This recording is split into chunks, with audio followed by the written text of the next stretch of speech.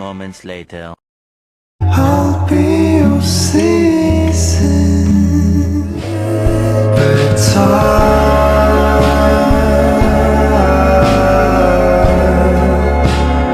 pray for you all the time. If I could be by your side, I'll give you all my life, my seasons by your side. A few moments later. Selamat pagi anak-anak. Pagi, Bu. Sebelum kita memulai, ada baiknya kita berdoa dulu. Berdoa menurut agama dan kepercayaan kita masing-masing. Rizka Aulia boleh tolong pimpin doa kita? Oke, sebelum memulai pembelajaran pada hari ini yang diajarkan oleh Ibu Tasya, marilah kita berdoa agar materi yang disampaikan Ibu Tasya tersampaikan di dalam otak kita, teman-teman. Berdoa dimulai sesuai kepercayaan masing-masing ya, teman-teman. Doa dimulai. Amin. Amin. Selesai. Terima kasih Rizka. Sama-sama, Ibu. Adakah yang nggak hadir hari ini? Ada semua, Ibu. Ada yang tahu nggak minggu lalu kita bahas apa? Keberagaman alam Indonesia, Ibu. Nah, kalau hari ini materi kita adalah proses masuknya kerajaan Islam di Indonesia. Ibu mau nanya nih, kerajaan apa saja yang berdiri di Indonesia, ada yang tahu nggak? Kerajaan Majapahit, Bu. Benar, lagi? Kutai Kartanegara, Bu. Benar, lagi? Mataram, Bu. Nah, benar, satu lagi Rizka. Dermaga, Bu. Nah, apakah ada lagi? Masih banyak lagi, Bu. Masih banyak lagi, Bu. Nah, jadi yang kalian sebutkan itu benar semua. Tepuk tangan dong buat kalian. Sebelum kita masuk ke materi, Ibu akan membacakan tujuan pembelajaran. Nah, yang pertama itu memahami bagaimana proses masuknya kerajaan Islam ke Indonesia. Yang kedua itu menganalisis faktor-faktor yang menyebabkan Islam cepat diterima di Indonesia. Dan yang terakhir itu menelaah di mana kerajaan Islam pertama kali ditemukan di Indonesia. Nah, Ibu akan menjelaskan latar belakang masuknya Islam ke Indonesia. Yang pertama itu proses masuknya Islam ke Indonesia berlangsung secara damai dan bertahap. Nah, itu tidak langsung kayak tiba-tiba masuk, itu secara bertahap dan tidak ada unsur paksaan. Yang kedua itu proses ini dimulai sekitar abad ke-9 hingga ke-13 Masehi melalui interaksi perdagangan internasional. Dan yang terakhir itu para ulama mampu mengadaptasi ajaran Islam dengan budaya dan tradisi lokal yang sudah ada. Nah, di sini ada jalur-jalur masuknya Islam ke Indonesia. Yang pertama tuh jalur perdagangan, dilakukan oleh pedagang Muslim, Arab, Persia, dan India.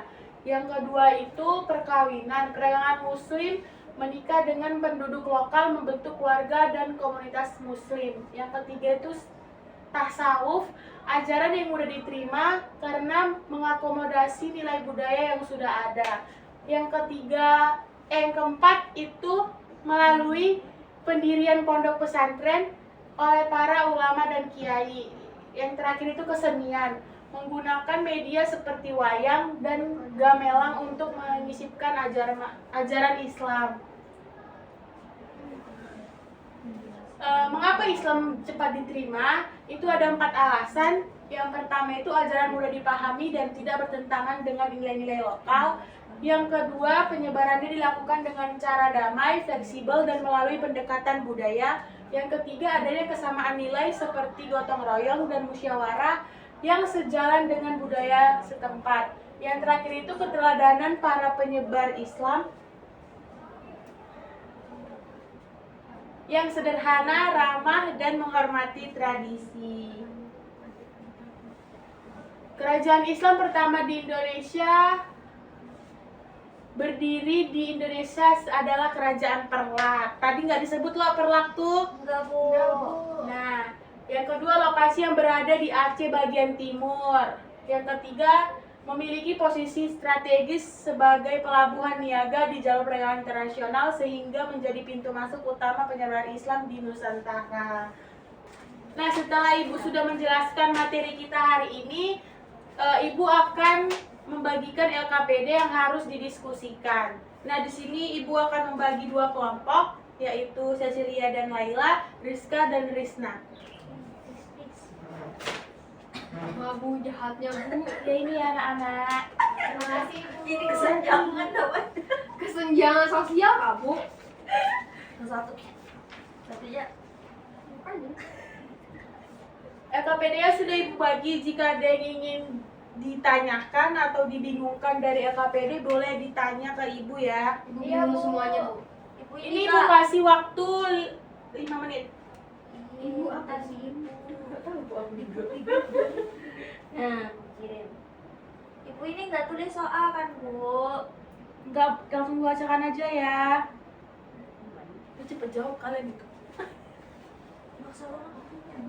Ibu, ini kan ada 4 soal nih. Nah, iya. Ini satu kelompok nih ngerjain semuanya, Kak, Bu, atau dibagi? Kalau dari sini 1 sampai 2 dan ini 2 sampai 3. Oke, Bu.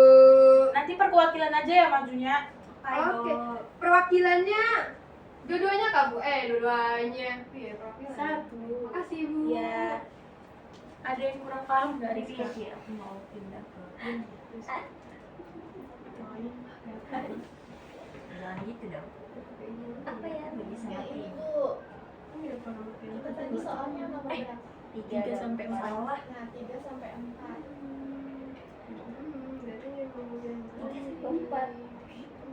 Ini jawabannya. Ini nomor yang titik tuh apa yang Titik. Ini kerajaan Islam pertama berarti satu aja kan Bu yang pertama tuh. Iya. Betul. Dampak positifnya.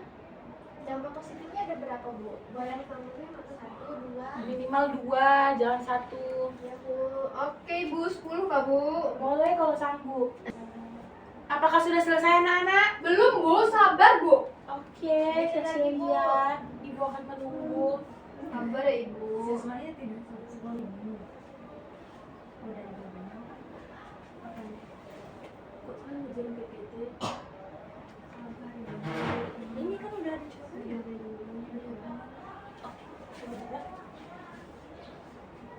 Oke, ini dimulai dari kelompok 1 dulu. Silahkan maju perwakilan. Laila, Bu, yang maju, Bu. Jangan usah takut, didampingin aku. Silahkan Laila. Ih, kenapa kelompok 1 lagi Bu? Jangan-jangan kelompok 2. Iya. Tadi analisis tentang faktor masuknya Islam ke Indonesia itu ada 5 faktor. Itu melalui perdagangan, perkawinan, tasawuf, pendidikan, dan kesenian. Ibu ini dijelaskan ke Ibu. Iya, secara singkat aja boleh. Jadi kalau perdagangan itu ya dari perdagangan, Nah. pedagangnya tinggal di Buka handphonenya. Nulis. Ulang, Apa? Hah, ditulis. Kelihatan kah? Iya. Jangan kelihatan kak, pura-pura baca. Pura-pura baca. Laila, cek. Enggak nyadar sumpah. Ulang. Ih, takutnya. Soalnya tulis ulang tuh, tulis ulang, kirim ulang tuh. Maksudnya memang aja. Oke, jadi kami dari kelompok 1 akan mempresentasikan hasil kerja kelompok kami. Jadi yang pertama itu ada 5 faktor masuknya Islam ke Indonesia. Pertama itu dari jalur perdagangan, yang mana pedagang muslim itu tinggal di pelabuhan sehingga mereka mengajar masyarakat setempat mengenal agama Islam. Kedua, ada perkawinan. Para pedagang dan pendatang muslim itu menikah dengan warga setempat.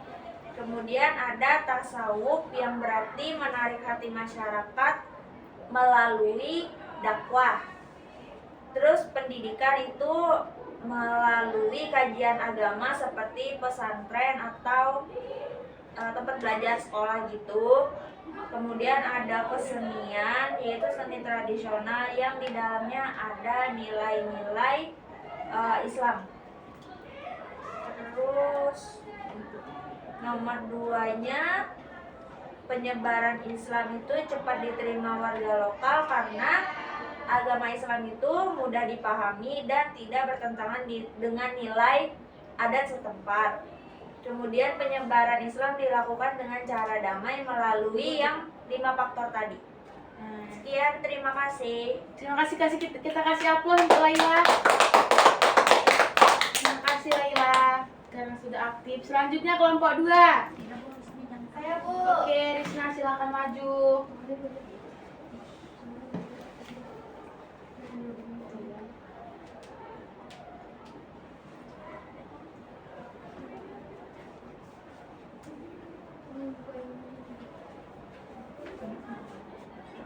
Baik, perkenalkan saya Risna. Dari kelompok 2 akan mempresentasikan jawaban dari pertanyaan nomor 3 sama nomor 4. Nomor 3, identifikasi kerajaan Islam pertama di Indonesia itu apa saja? Nah, yang pertama kali kerajaan Islam ada di Indonesia itu namanya Kerajaan Perlaku. Terus lokasinya itu ada di Aceh bagian timur, yang tempatnya juga strategis sebagai pelabuhan perdagangan. Kemudian yang keempat,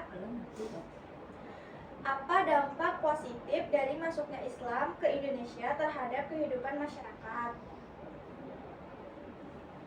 Nah, masyarakat itu bisa saling membantu dan saling berdiskusi dalam mengambil keputusan. Kemudian yang kedua, tentunya kehidupan sosial dan budaya berubah dengan lebih seringnya mengadakan kegiatan agama dan berkembangnya pendidikan Islam di Indonesia. Sekian, terima kasih. Tepuk tangan untuk Risna. Tepuk tangan sekali lagi untuk Risna Purwakanisa. Oke, Ibu mau dong. Tadi kan kita sudah mendengarkan penjelasan dan Ibu juga sudah menjelaskan. Adakah yang bisa menyimpulkan materi kita hari ini? Lalu, Silahkan Laila. jadi dari pelajaran hari ini kita bisa tahu bagaimana agama Islam itu bisa masuk ke Indonesia. Agama Islam itu bisa masuk ke Indonesia melalui jalur damai dengan perdagangan, perkawinan, tasawuf, pendidikan, dan kesenian, Bu.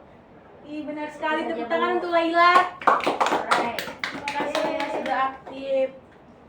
Nah, iya benar. Jadi yang dijelaskan Laila itu benar. Tadi kan sudah dijelaskan juga sama teman-teman. Itu benar ya jawabannya. Jadi jalur masuknya Islam ke Indonesia itu yang pertama karena perdagangan, perkawinan, tasawuf, pendidikan, dan kesenian.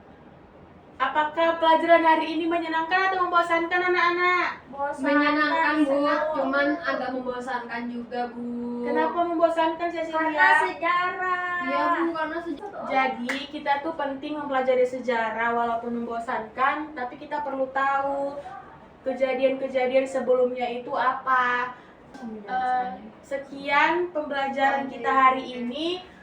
Minggu depan kita ketemu lagi. Ibu harap lebih aktif. Walaupun sekarang udah aktif tapi lebih meningkat. Iya, Bu. Terima kasih atas partisipasi kalian. Ibu tutup pembelajaran hari ini.